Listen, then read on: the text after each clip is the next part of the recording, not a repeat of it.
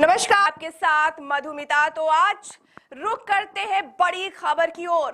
5 राज्यों में विधानसभा चुनाव के नतीजे आने में बस 2 ही दिन बाकी हैं, यानी कि आज 1 दिसंबर है और 3 दिसंबर को चुनाव के नतीजे 5 विधानसभा चुनाव के आएंगे। लेकिन चुनाव के बाद आए एग्जिट पोल ने सभी राजनीतिक दलों की धुकधुकी को बढ़ा दिया है।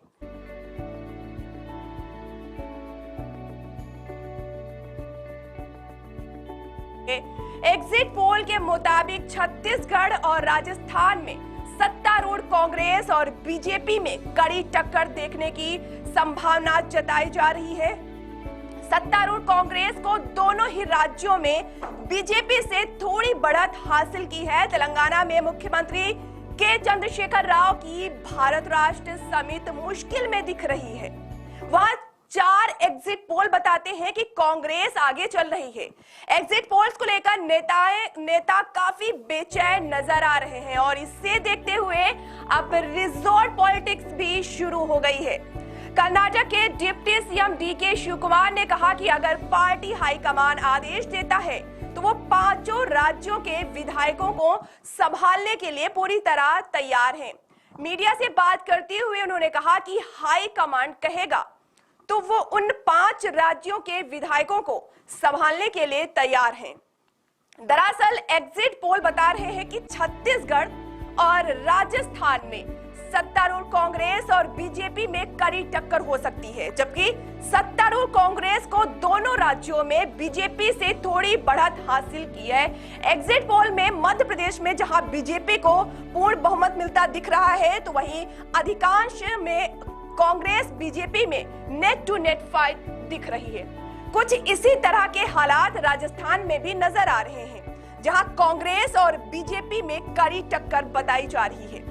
छत्तीसगढ़ में भले ही कांग्रेस एग्जिट पोल में जीत रही हो, लेकिन अधिकांश पोल्स में बीजेपी कांग्रेस में अंतर काफी कम दिख रहा है, यानी कि आस ही पास ये अंतर है। आए एग्जिट पोल में एमपी में बीजेपी को प्रचंड बहुमत मिलता दिख रहा है। बीजेपी एमपी में 140 से 162 सीटें जीत सकती है। वहीं कांग्रेस की बात करें तो कांग्रेस को 68 से लेकर 90 सीटें मिलती दिख रही हैं, यानी एक बार फिर लोगों का विश्वास शिवराज सरकार पर नजर आता दिख रहा है। मध्य प्रदेश के 4 बार के मुख्यमंत्री शिवराज सिंह चौहान के लिए ये बहुत बड़ी खुशखबरी होगी। अगर वो एक बार फिर से मुख्यमंत्री बनेंगे, वो 5वीं बार भी सीएम बन सकते हैं। ये उम्मीद जताई जा रही है। जिस तरह के एग्जिट पोल आए हैं उससे पूरी उम्मीद जताई जा सकती है कि सीएम एक बार फिर से यानी 5वीं बार वो सीएम बन सकते हैं। उनके पक्ष में राजनीतिक समीकरण भी बनने लगे हैं। बीजेपी यहां जीतती है तो इसका पूरा श्रेय जो है वो शिवराज सिंह को ही जाता है, क्योंकि उन्होंने अथक मेहनत की। इस चुनाव में बिना सीएम फेस घोषित हुए शिवराज सिंह चौहान ने जिस तरह से मेहनत की, ताबड़तोड़ सभाएं की और संगठन में निचले स्तर तक संवाद बनाकर रखा, उसने उनसे बहुमत की नई पटकथा लिखने में भी बड़ी मदद की।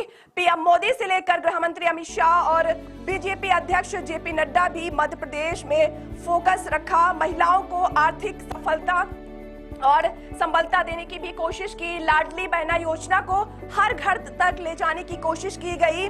इसका फायदा बीजेपी और शिवराज को मिला है, यानी कि इस तरह की जो घोषणाएं की गई उसका पूरा फायदा शिवराज सिंह चौहान को मिलता दिख रहा है। मध्य प्रदेश में मध्य प्रदेश की 230 सीटों पर मतदान हुआ है और बहुमत के लिए 116 सीटें होना जरूरी है। मीडिया रिपोर्ट जो सामने आई है उसके मुताबिक राज्य में, यानी मध्य प्रदेश की बात कर रहे हैं, बीजेपी 140 से 162 के बीच सीटें जीत सकती है। कांग्रेस की जो सीटें हैं वो 68 से 90 के बीच आ सकती हैं। 3 अन्य उम्मीदवार चुनाव जीत सकते हैं। चुनावी नतीजे आने के बाद निर्दलीय या सपा बसपा जीजेपी से जीतने वाले उम्मीदवारों का रुख साफ हो सकेगा। हालांकि बीजेपी और कांग्रेस दोनों दलों के नेताओं से इन छोटी पार्टियों के नेता संपर्क में हैं। 2018 से पहले जिन निर्दलीय और छोटी पार्टियों के विधायकों ने कांग्रेस को समर्थन दिया था, वे नेता 2020 के उलटफेर के बाद बीजेपी में शामिल हो गए थे। जानकार बताते हैं कि जिस पार्टी की ज्यादा सीटें आती हैं या बहुमत के करीब होता है, उसे निर्दलीय और छोटे दलों का सहयोग समर्थन भी हासिल होता है। 2018 में कांग्रेस ने 114, बीजेपी ने 109, बसपा ने 2, सपा ने 1 और 4 निर्दलीय ने चुनाव जीता था। एमपी में जो अन्य एग्जिट पोल आए हैं उनकी अगर बात करें तो 6 एग्जिट पोल में बीजेपी और 3 में कांग्रेस आगे दिख रही है। हालांकि लगभग सभी पोल में दोनों पार्टियों के बीच कांटे की टक्कर देखने को मिल रही है। लगातार जो एग्जिट पोल आ रहे हैं उसमें बीजेपी और कांग्रेस की टक्कर देखने को मिल रही है। रिपोर्ट के मुताबिक बीजेपी 139 से 163 सीटों के साथ सरकार बना सकती है, वहीं कांग्रेस 62 से 86 सीट पर सिमट सकती है। ये एग्जिट पोल की रिपोर्ट बता रही है, सर्वे बता रही है कि इतने में वो कांग्रेस सिमट सकती है।